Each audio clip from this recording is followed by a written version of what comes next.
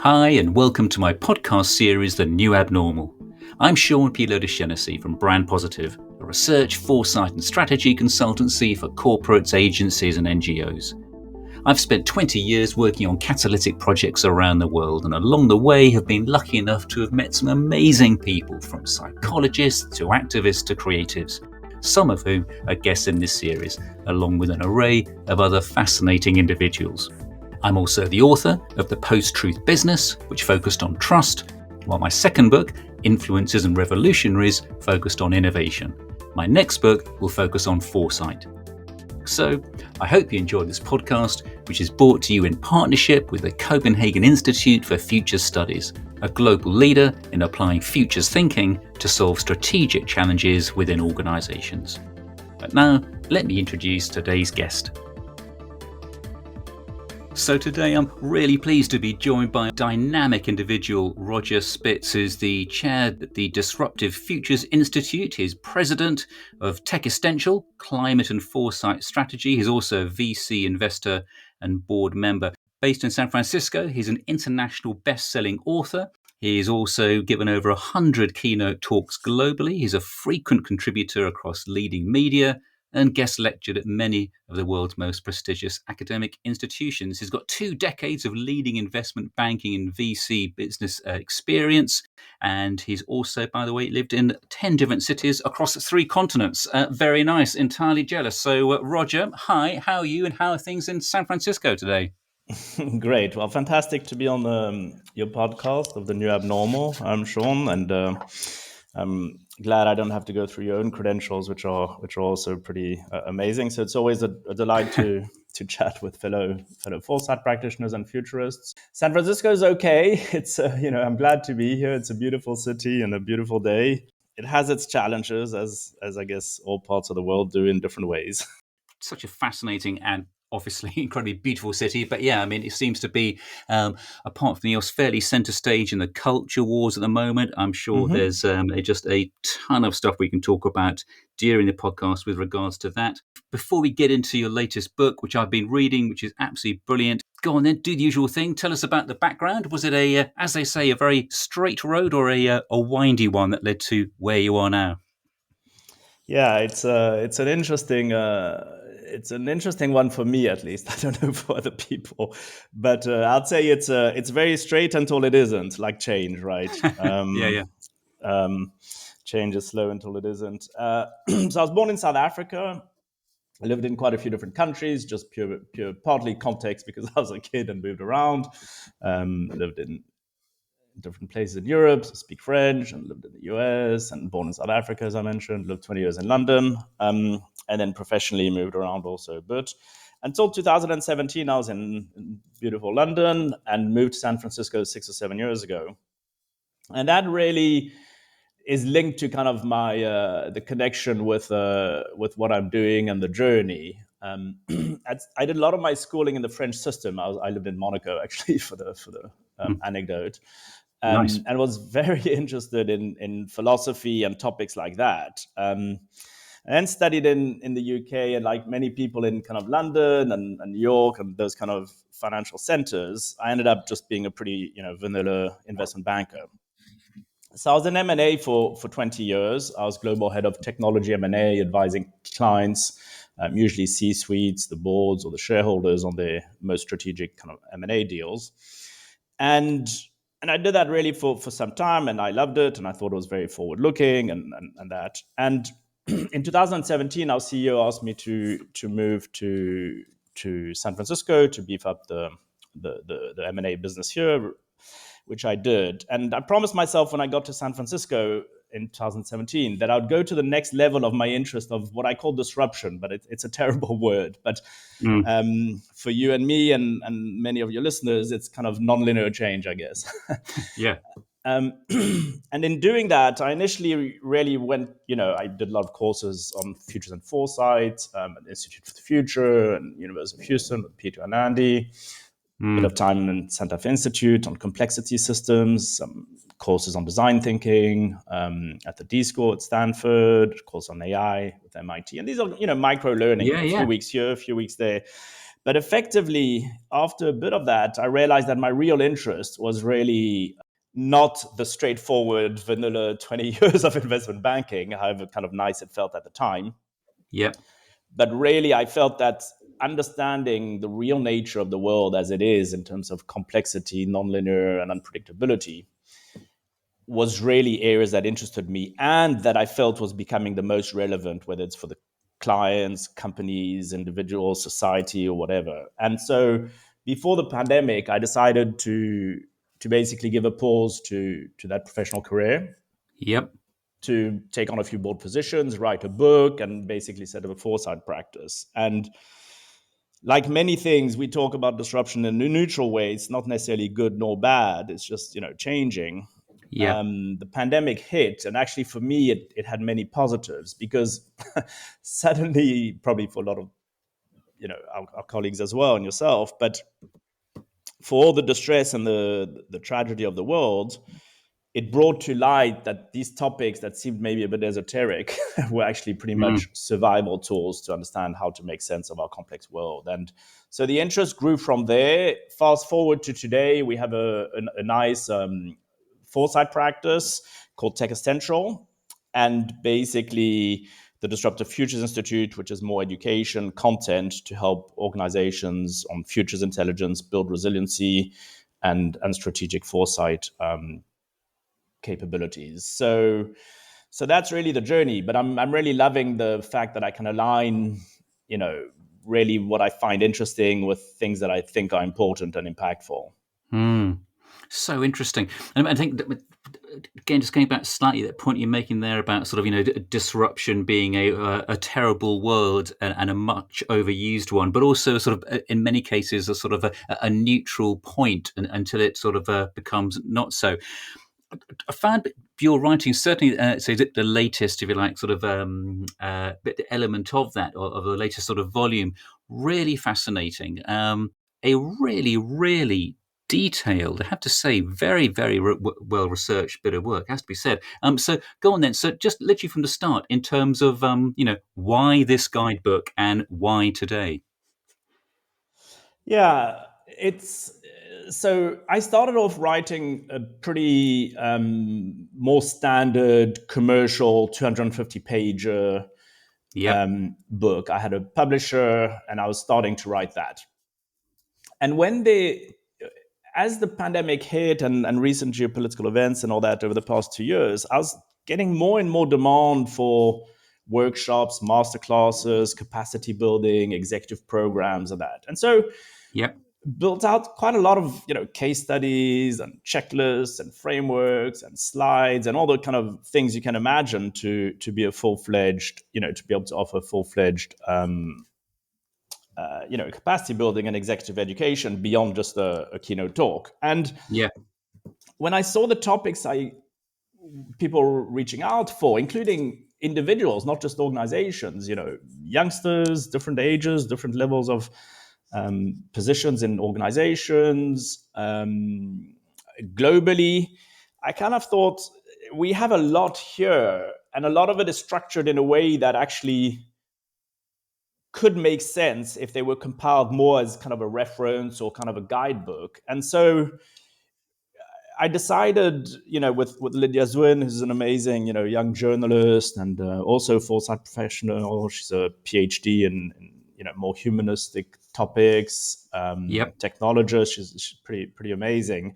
And, 12, 15 people who kind of could help me think about these topics to kind of structure it bottom up. So it's not like, hey, Sarah, you write this chapter, John, you write that chapter. It was really, bottom up. What could it look like to do a kind of guidebook which Mm. helps one make sense of our complex, nonlinear, and unpredictable world? Not being dogmatic with the debates around, oh, this is, this is not anticipatory, or this is emergence, or this is not being dogmatic about anything. Our only filter is, Mm. do we feel it's relevant and helpful to make sense of the world, to understand the next order implications, to know what to do about it, and to know where to go if you want more information. So Yeah. we structured that slightly arrogantly, but hey, that's life, with a title which is The Definitive Guide to Thriving on Disruption. And we use disruption in a sense that, I'll come to in a minute, but that's not the kind of discrete, one-off Silicon Valley, Clayton Christensen innovation. It's not necessarily product or technology related. And we thought, it's useful to have the foundations, what's happening in the world, how to make, how to just understand the world as it is. And then what are the frameworks to deal with that? And both of those books are kind of for individuals as much as organizations, policymakers. The third volume is what does it mean? What does all this mean for you as an individual? So we call it Beta Your Life, Existence in a Disruptive World. So we talk about longevity, we talk about the creator economy, we talk about the future of education in the sense of what should education be, topics that are very dear to many of us, including people like Peter Bishop or Teach a Future, those kind of thematics, as well as the considerations around the, automation and work and money. And so those are really very much individual centric. So that's Your Life, volume 3. And then volume 4 is Your Business, which is really, using disruption as a springboard to value creation. And this has a lot of topics around anticipatory governance, multi-stakeholder considerations for boards and leadership, ecosystem innovation to make sure you have transformative innovation and not, just point solutions. Obviously, important topics like Renaissance, what we call Renaissance, the sustainability opportunity. We look at digital disruption as a 2.0. Of course, there's the usual digital disruption everybody talks about, but we're looking at it as what happens when beyond the convergence of industry and sectors, they intersect and emerge into something completely different. Can you actually consider sectors to be an appropriate frame to look at the world? We consider not.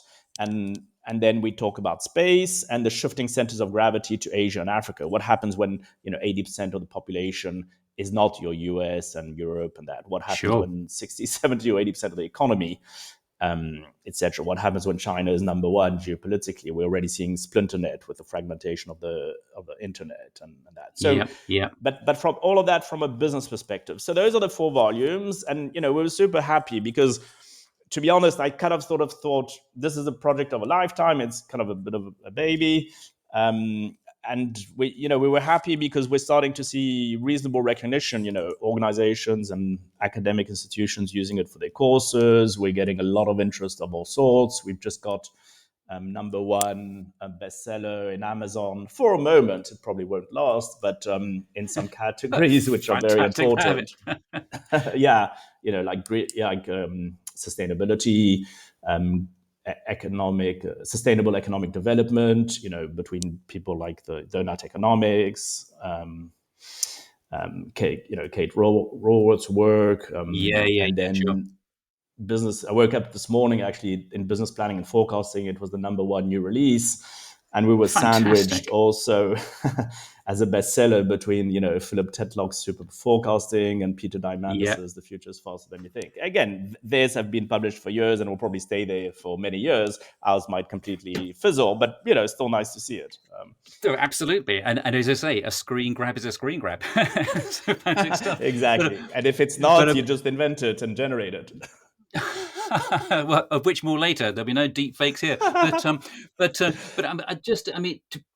go back to to start something in terms of volume 1. I thought a lovely sort of comment you have in terms of disruption's always existed, but now it's disrupting itself. So go on then. In terms of new mindsets for driving disruption, as you say, the nature of change is changing. What mindsets and capabilities must be developed accordingly? So go on then. What are they, and how can we unpack them, or how can you unpack them? Yeah, I know, right? So listen, the way we think about this, and it's not new. You have our friends, and you might be involved as well with your different hats, around post-normal futures, and many of us are sort of understanding that it's not a new or topic for the futures field, of course. But the way we approach it, and it's maybe slightly different from disruption as it's normally used, is we consider disruption 1.0 to be Joseph Schumpeter, economic Yep. It's more institutional, economic, and all that. It's creative disruption, right?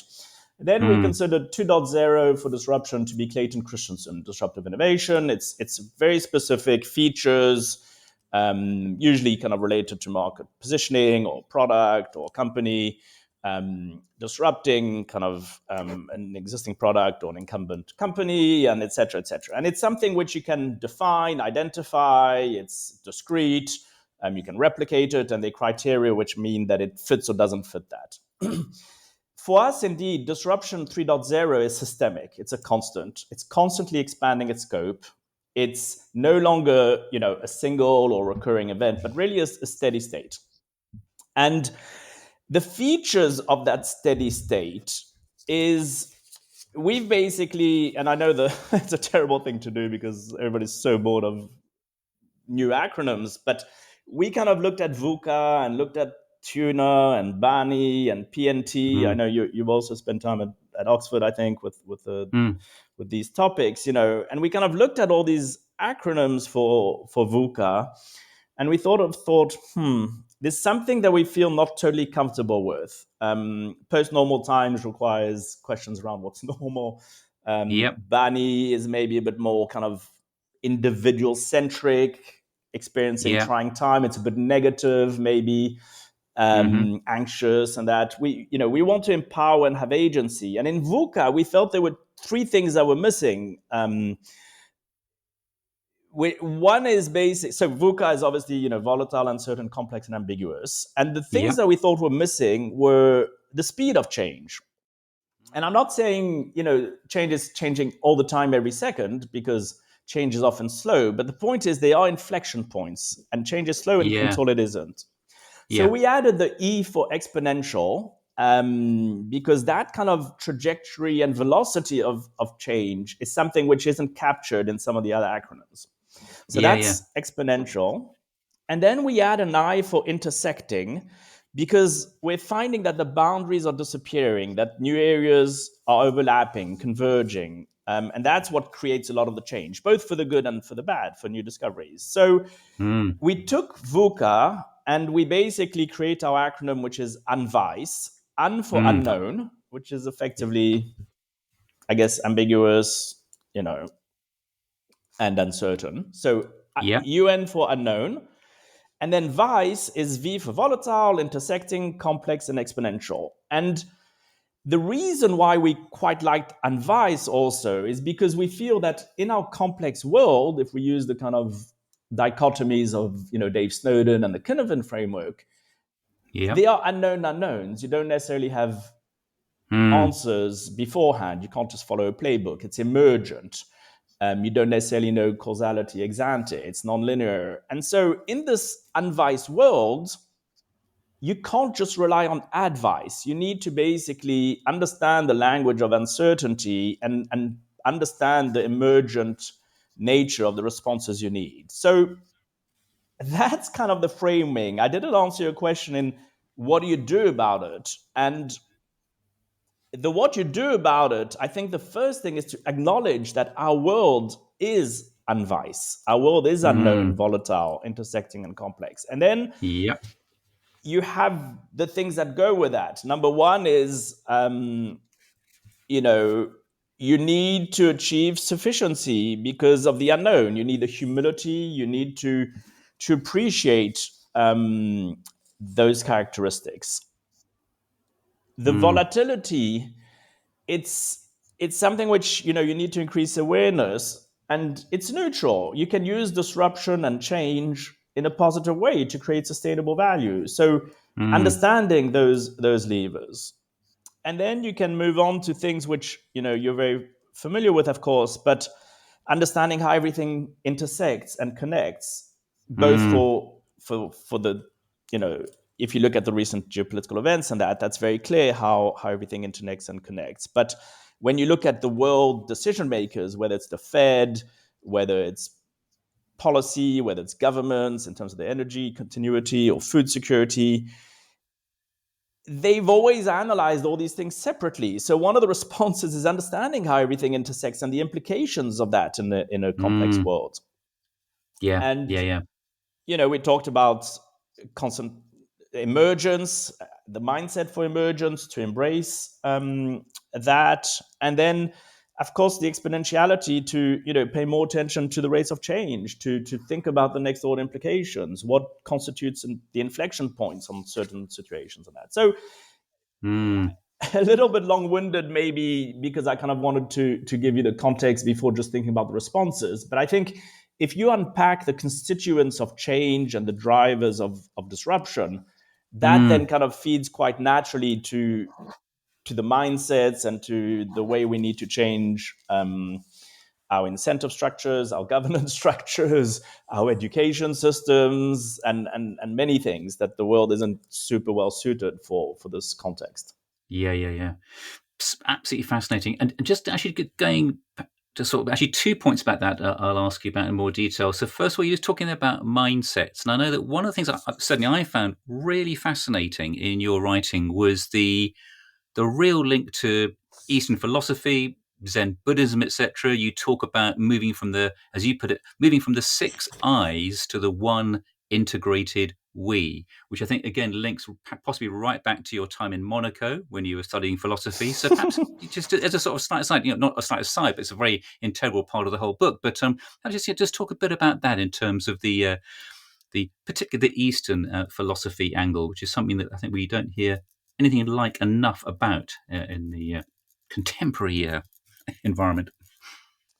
Yeah, I'm really glad you're raising it like that, because when we try to think about the team to put together for this work, and also our filters, which is ultimately how do we make sense of this context and how do we stay relevant in this context, we were not limiting ourselves to any particular field or sector or philosophy or anything. We were really trying to sweep quite broadly in terms of what can help. And I was fortunate enough to be friends whom I'd met at the D School in Stanford, who is Japanese but lives in Silicon Valley, and who's a very major practitioner of Vipassana meditation and deep into Zen Buddhism and Eastern philosophy.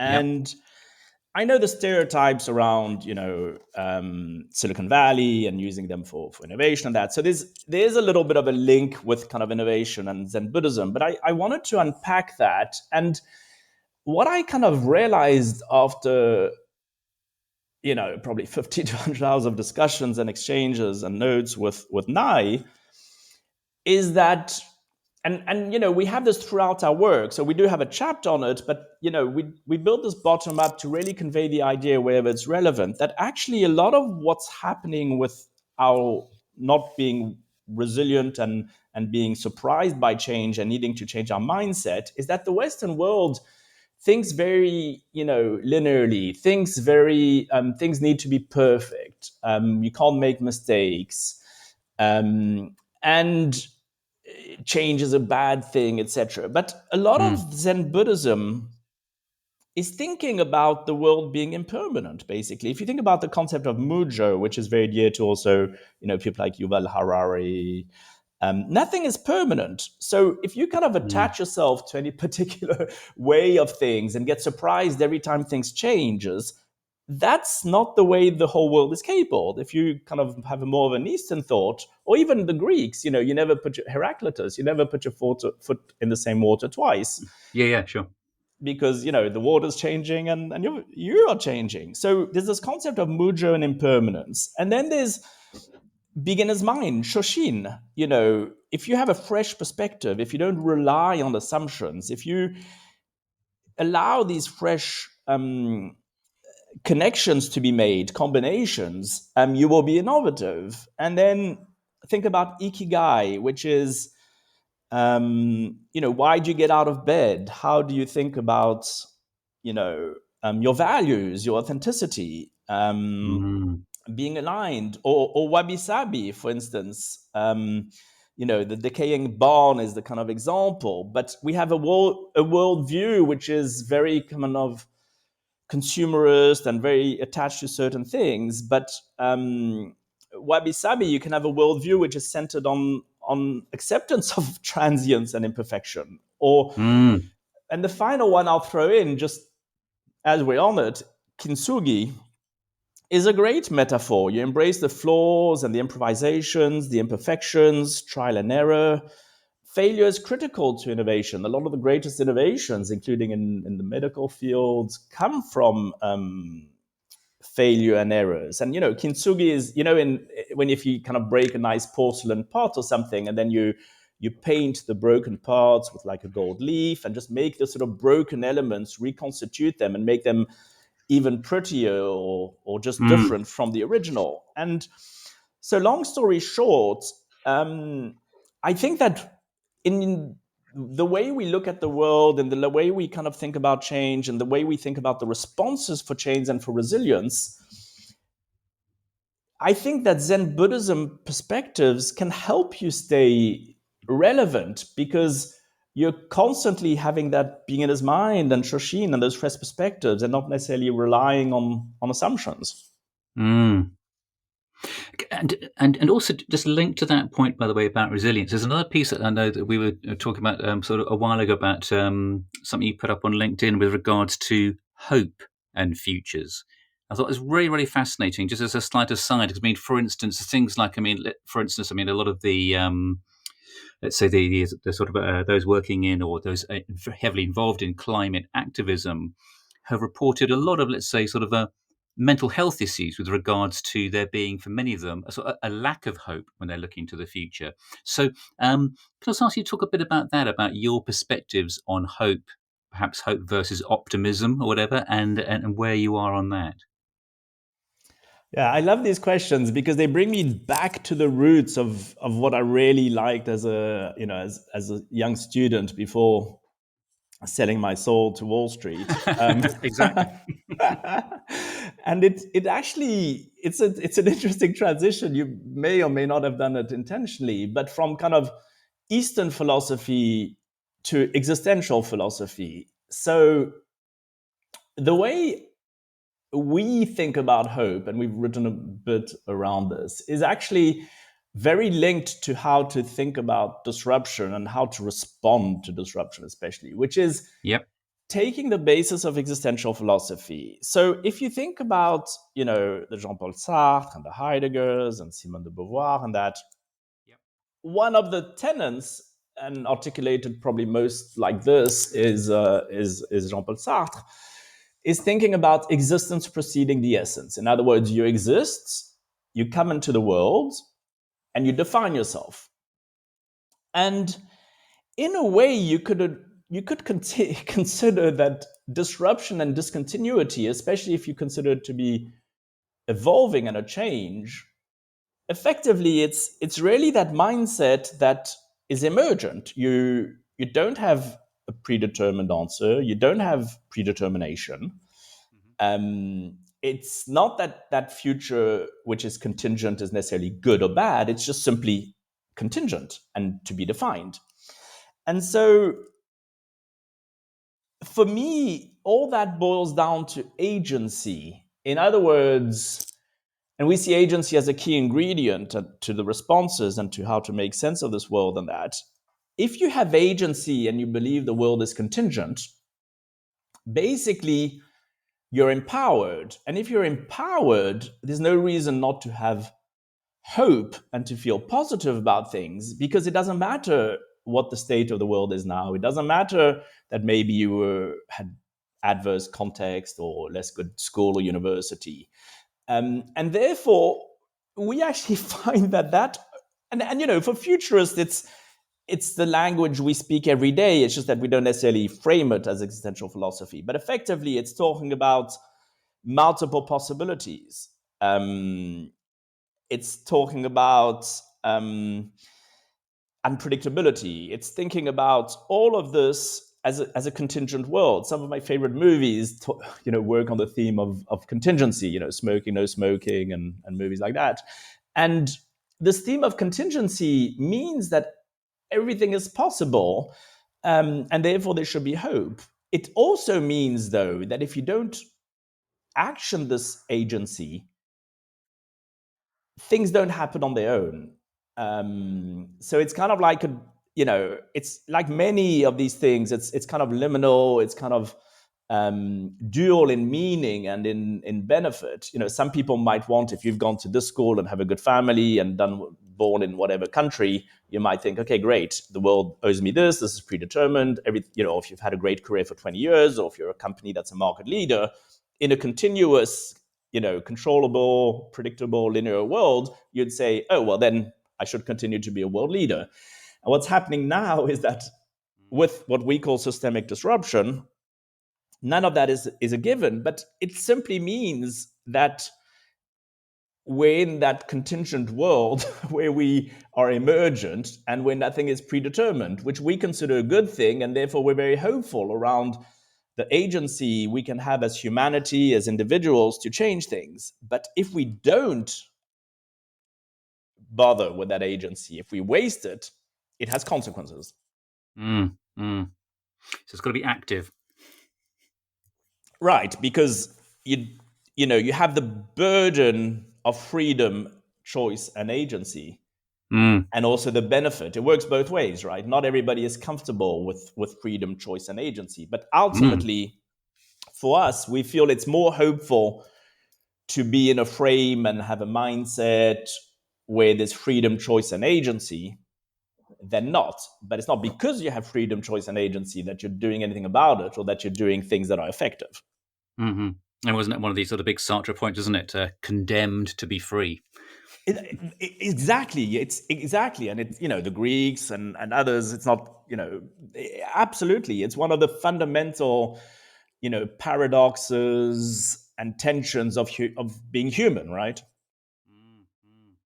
So again, perhaps sort of moving slightly sideways on this, because also really fascinated earlier on, you were talking about, over the last few years, lots and lots of sort of, micro learning opportunities that you've taken up. So just from the point of view of the sort of sources where someone like you is looking to find things that fascinate you, that spark your interests, perhaps sort of, go on and give us a bit of to the listeners a view on where does a futurist look or hear or listen, etc.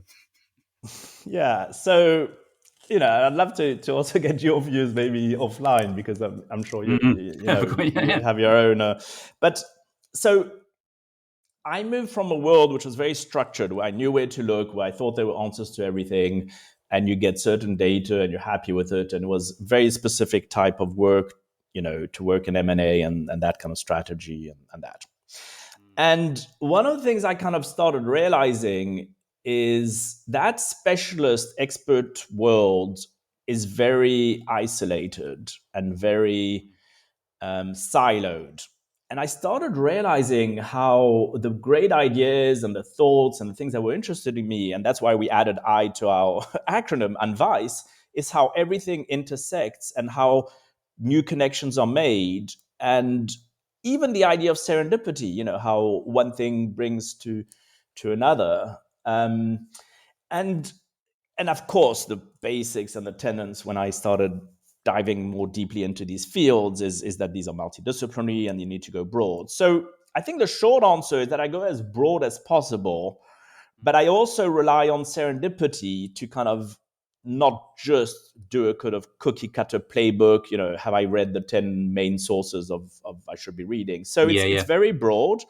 Your question is so important that as I gathered so many recommended readings and viewings and people to follow over the years, as I immersed myself with the microlearning you referred to, and I talked about initially, I actually took detailed notes every time I read something interesting, every time I saw something interesting. And one of the things I'm realizing, it's funny how the world works. One of the biggest areas of positive feedback we're getting on our guidebooks is that in every chapter, the last section is recommended resources, which runs often into several pages. And it's not just books, it's TED Talks, it's people to follow, it's art, it could be anything. Yeah. Organizations, etc. And we have 35 chapters. So we have literally thousands of recommended resources in there, structured for each chapter and topic of, and so effectively it's a lot of stuff. But what I would say is that within that, you also have certain tools that are quite good to tag things and certain ways of connecting the ideas. But, like a lot of the work you and I do and your organizations you work with, it's not easy. I mean, you need to put aside some time. I usually probably spend literally a few hours per day. I'm able to now. Not everybody is able to, but reading things, listening to things, diving into things. And I also scan probably, 50 feeds of some sort per day that I get. If everybody's interested in a specific topic or follow up, I'm happy to kind of, feel free to DM me. But it goes quite broad is the short answer. Like a lot of this work, unfortunately, it's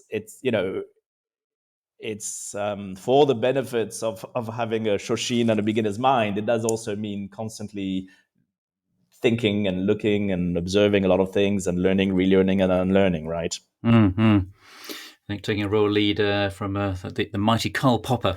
Exactly. Nice.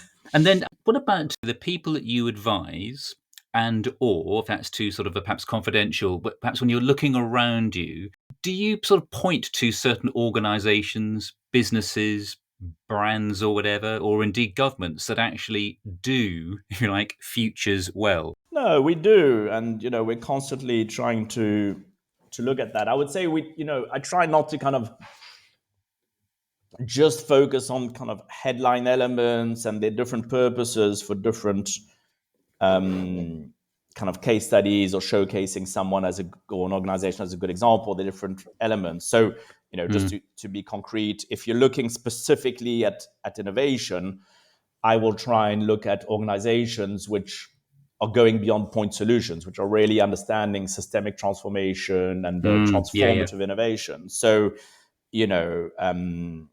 I'm actually on the Climate Intelligence Council of a London-based but global startup, which does climate intelligence, and I think they have really addressed a systemic, complex problem like climate in a way which is helpful for concrete decision making on real assets and real decisions needed for considerations which are 10, 15, 20 years ahead and highly uncertain. So they're ways of thinking. If you take Donella Meadows, levers for change, organizations that are hitting different levers for change on these complex problems. In education, it's similar. If you think about purely what we call business models as a system, for instance, where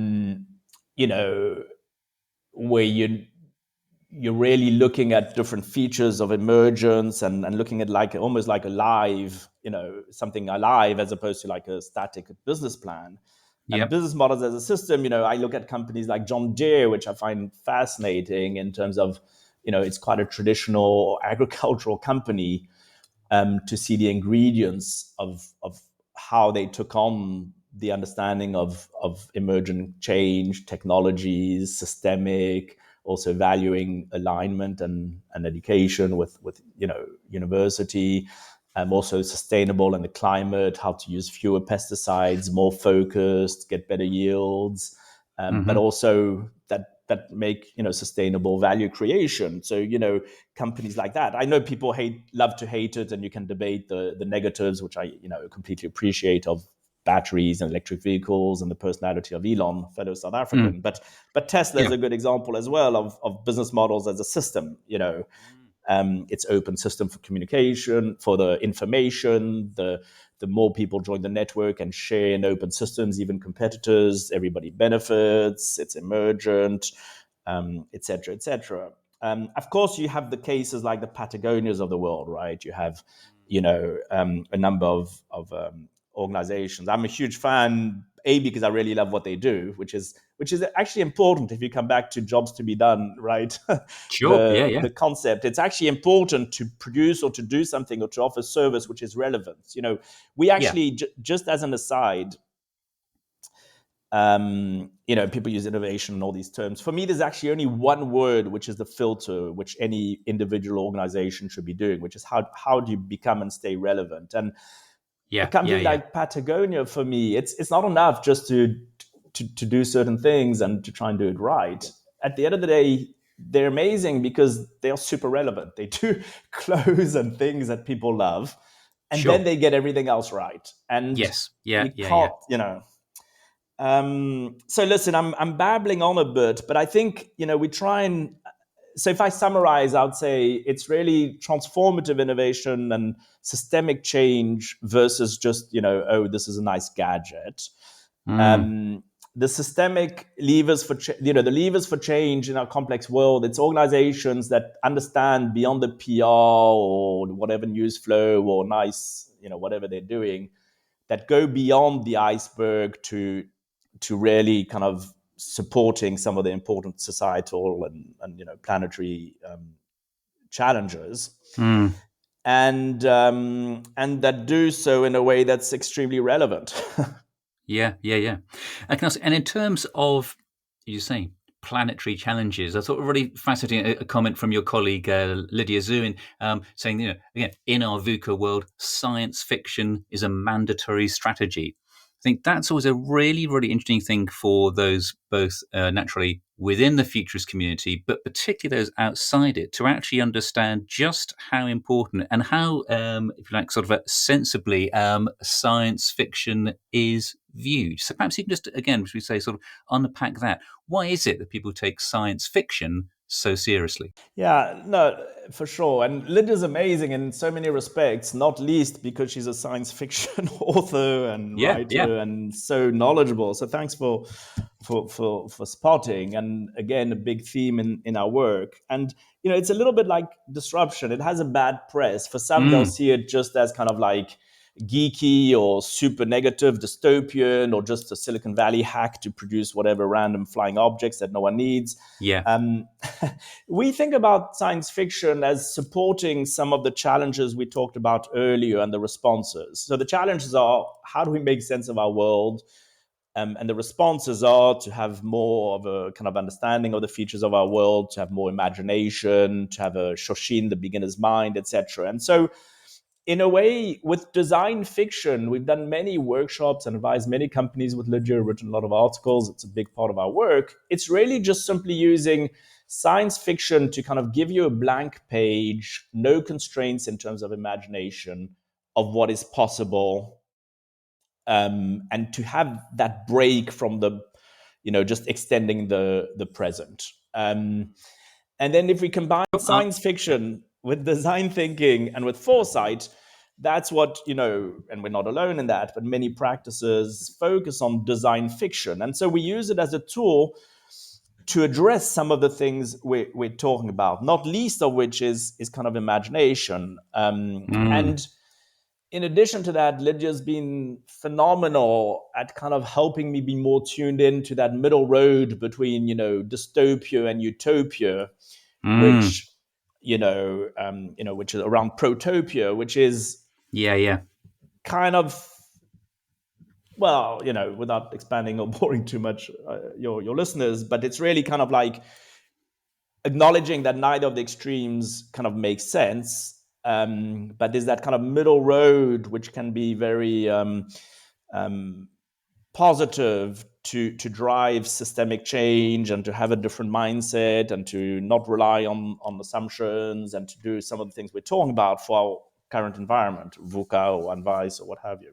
So Hmm. indeed, it's, for Lydia and I, we feel it's mandatory because it's I wouldn't say it's an easy tool because none of this is easy, but it's certainly something that has an approach, a framework, a method to allow you to kind of approach things where you're not polluted by your usual kind of strategic plan or innovative playbook or what have you. Yeah, yeah. And can I and just by the way, I'm aware of time, and it's been so interesting talking with you, Roger. But just in terms of, I know you're a busy man. So that point you're making there about sort of polluted. So the perhaps sort of philosophical point about what do we owe the future? Perhaps something that links neatly to nearly to a lot of the work that you do with regards to all things environmental, stroke sustainable. So yeah, that point about futurism from the perspective of what do we owe the future? Indeed, do we owe something to the future? What's your viewpoint there?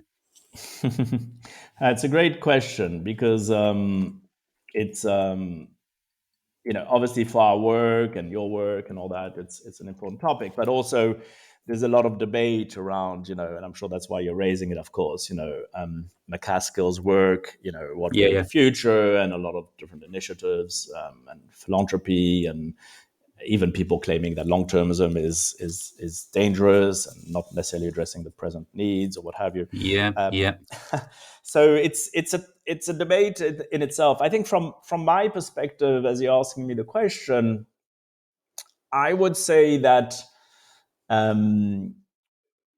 we use sustainability in that meaning, which is future generations as well as current generations. And to think about sustainable value creation or sustainability outright, it's really a question to our minds of ensuring that the world and society and humanity is able to continue, functioning and operating in a way that's not degraded or degrading itself or its environment. Yep. So if future generations, can't live on the planet, or the planet is being degraded, or if future generations are becoming dumber because AI is moving up the decision-making value chain and learning fast, and humanities are not addressing what education should be for our new context, humanity will become stupider and the world will decline from super stupidity and not super intelligence. Yeah. Yeah. And if we trash the earth and et cetera, all these things have an impact on sustainability in the broadest sense. And therefore, and so do existential risks. It's just that those are more extreme. And that's why I have a very strong interest in existential risks. I'm attending the conference in Stanford later this month, big and global gathering on existential risks, because that's the ultimate Yeah.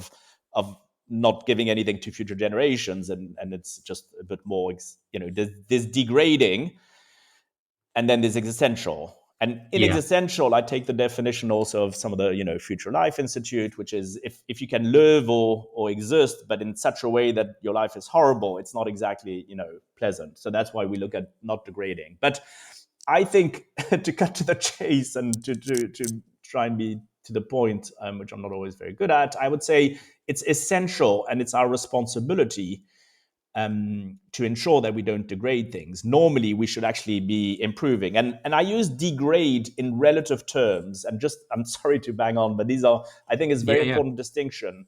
Yeah. If you look at humanity and education, and let's say we don't change our education systems, our way of thinking, our way of being cabled and responding to the world and building resiliency in humanity, and let's say that the planet is degrading and artificial intelligence is moving up the value chain and learning every day, and we are not, in relative terms, just like Ricardo in economics, in relative terms, I consider we're degrading ourselves, because humanity will no longer be able to process, make decisions, make sense of a very complex world, because we're relegating our agency to decision making to machines. So the idea of not degrading and our responsibility of not degrading is also something to be taken on a relative basis, not least education. And in terms of, and the action around that, I note again in the book you're talking about existential and climate risks are the ultimate catalysts.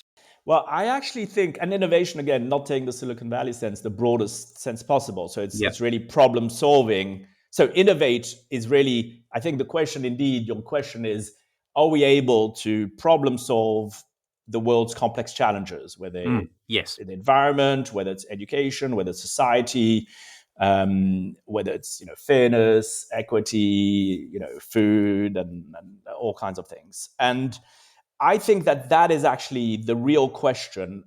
And my answer would be, if we exercise agency, if we address the governance structures, the incentives, our systems, and education to think about the levers for change, in the Donald Meadows way, I think we are able to problem solve our way from these complex challenges. I think that if we aren't, we're then pushing a greater number of drivers of disruption to becoming irreversible and to becoming existential.